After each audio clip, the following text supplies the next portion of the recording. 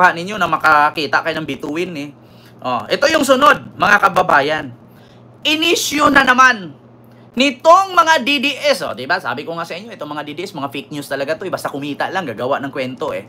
Ito, mga kababayan. Anong sunod na fake news nitong mga DDS? First Lady Lisa. 'Di ba?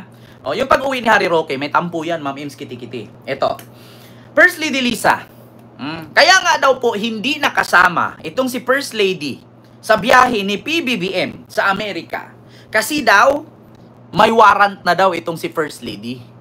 Kasi positive daw ito sa hair follicle test. Sabi ko nga sa inyo mga kababayan, si First Lady Lisa po, kaya hindi nakakasama kay PBBM sa Amerika kasi meron siyang sariling lakad. Na which is yan po yung Arab country visit.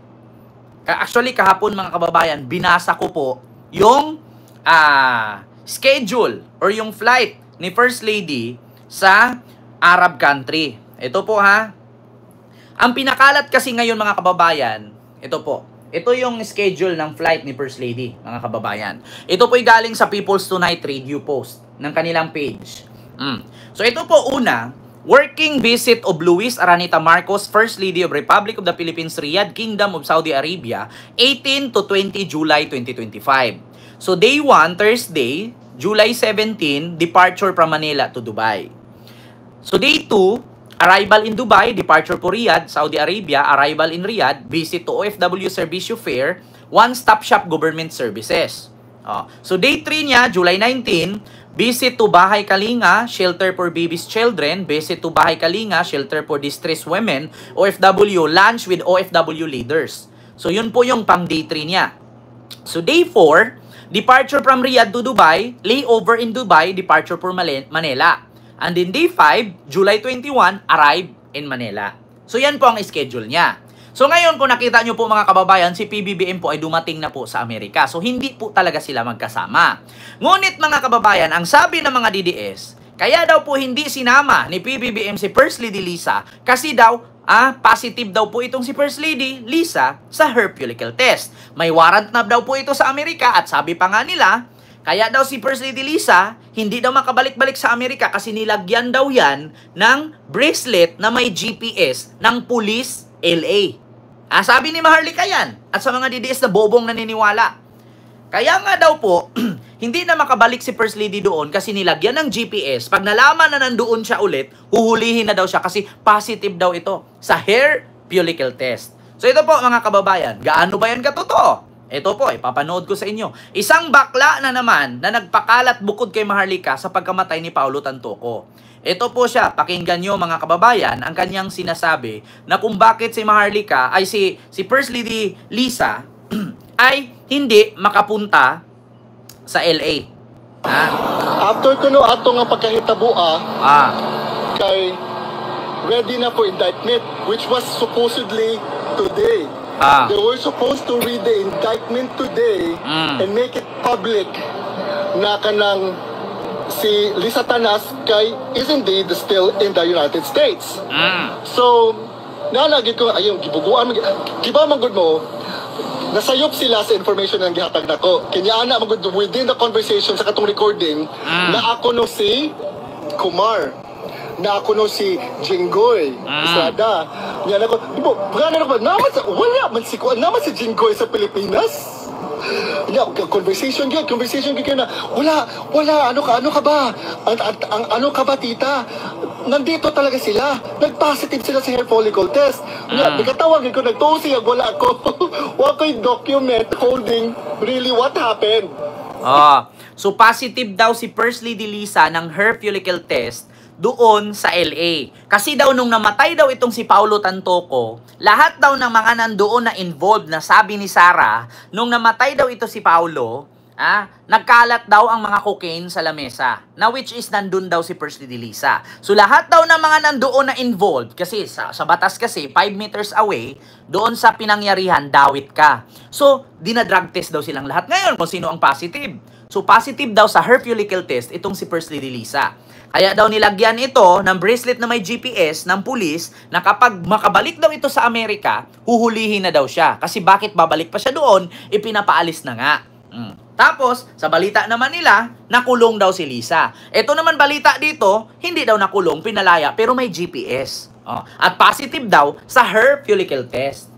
Sabi ni Baklang Kalbo, ni Dane Chase. So ngayon mga kababayan, ang pinakalat nila ngayon, kaya hindi daw nakasama si First Lady Lisa sa trip ni PBBM sa Amerika, kasi daw may warrant na daw si Lisa doon. Di ba? Ang galing gumawa ng kwento nitong mga putang inang DDS na bobo. Hindi nila alam na ang flight ni Lisa pa-Arab, ang flight ni PBBM pa-US. Diba? Pariho sila ng araw, pariho sila ng oras. Di ba? Matagal nang gamit ni FL yung bracelet, wala pang nangyari kay Paulo Tantoco, sabi ni Hans Fernandez. Di ba? So, yun, mga kababayan. Ito pa. Nakatawa ko sa they weren't hoping that I would divulge that information. Which is really funny. Yeah. Sa pagyo, dahil kasi lang nagstorya na there will be no kuan daw. Wala daw kunoy ka ng mga insinuating yun kay ba nga kanang mga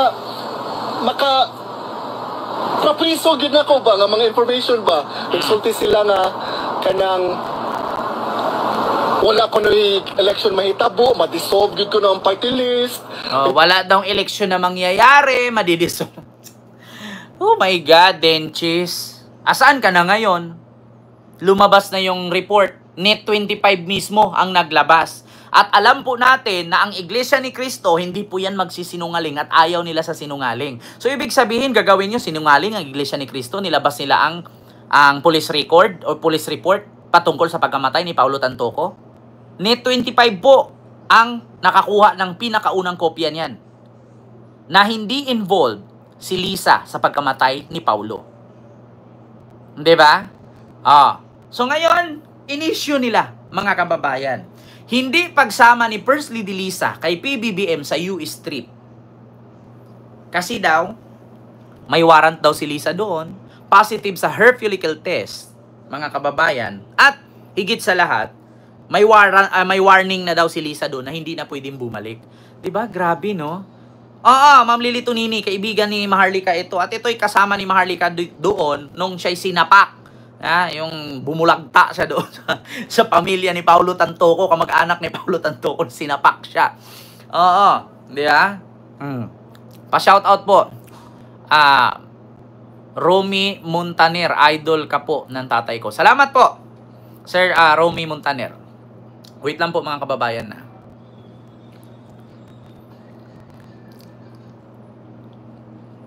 So, ayun. So, maraming salamat po sa mga nanonood po na 5,000 plus. Like po kayo. Share and subscribe. Baka warrant ni Sara Bato Bongo yan, sabi ni Ma'am Johannes Chang. Bakit hindi sila matatakot magsabi ng fake news? Ito po kasi Ma'am Emma Batikos, ganito yan. Kaya po hindi sila natatakot magsalita, lalong-lalo na ito si Dane Chase, kasi nasa Amerika nga sila. Ito ang pinakamalaking depensa ng mga vlogger.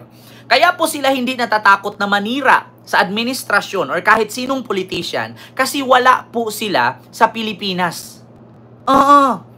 Kasi mahirap, sino bang politician na siraan mo, mag-file ng kaso, wala ka nga.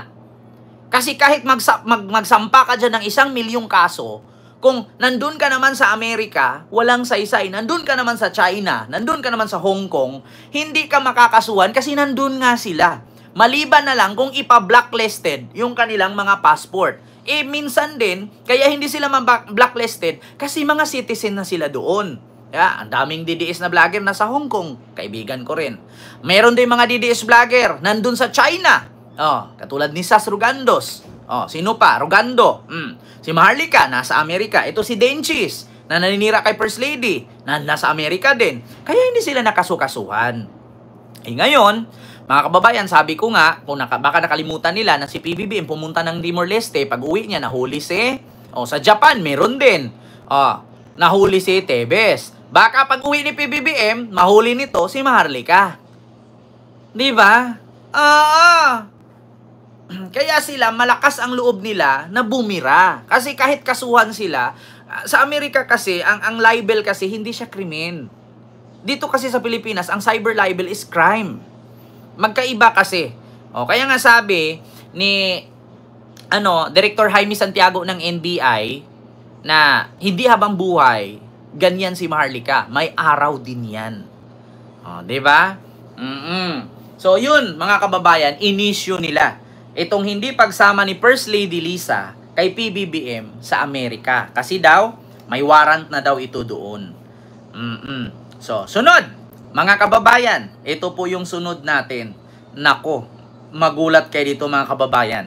Kung kahapon, sinisini